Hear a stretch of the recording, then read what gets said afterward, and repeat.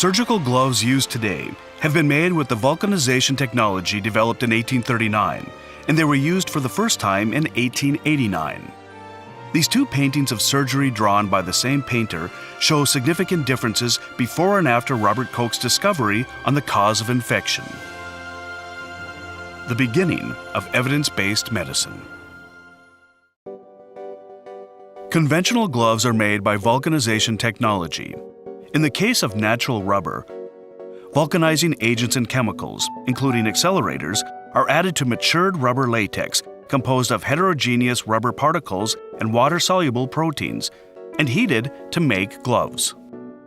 Vulcanizing agents remain in the glove after chemical bonding, but water-soluble proteins and accelerators elute off the glove while the glove is hydrated during the surgery. This video introduces new surgical glove Finnesis made of Flexilon, using new technology called molecular layer technology, based on supramolecular chemistry.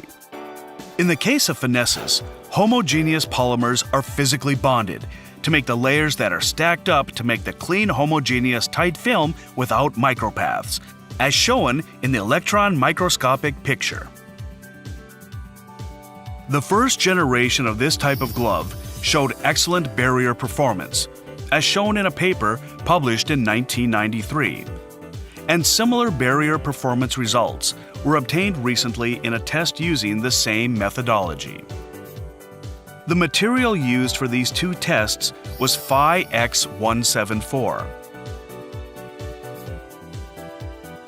which is about 30 nanometers in diameter and is about 1/1000th in size of the numerous micropaths on the bumpy surface of the electron microscopic picture of a natural rubber glove with a scale of 20 micrometers.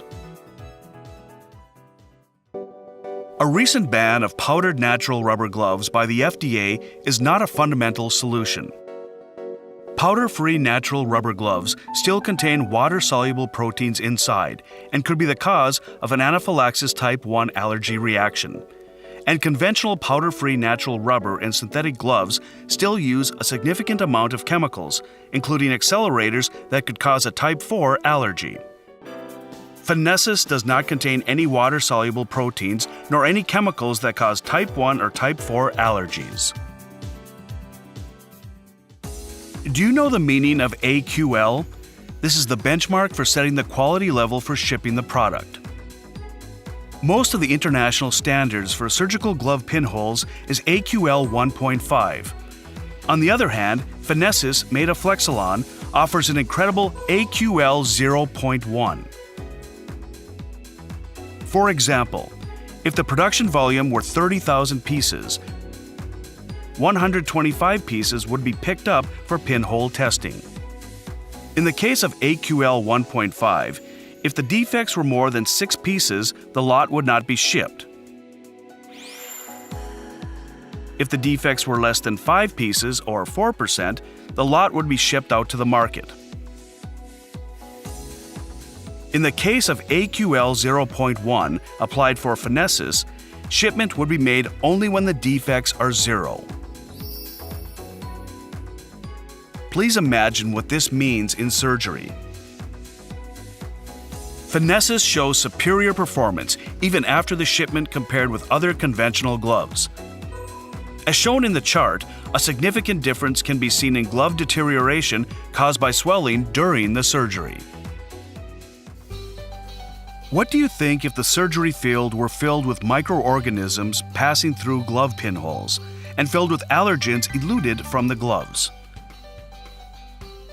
Article 1 of WHO AMR campaign for health workers clearly states, prevent infections by ensuring your hands, instruments, and environment are clean.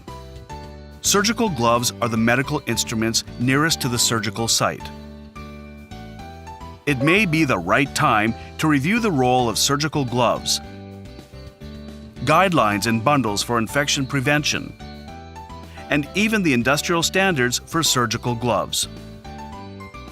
For further information on the products, please visit Finnesis.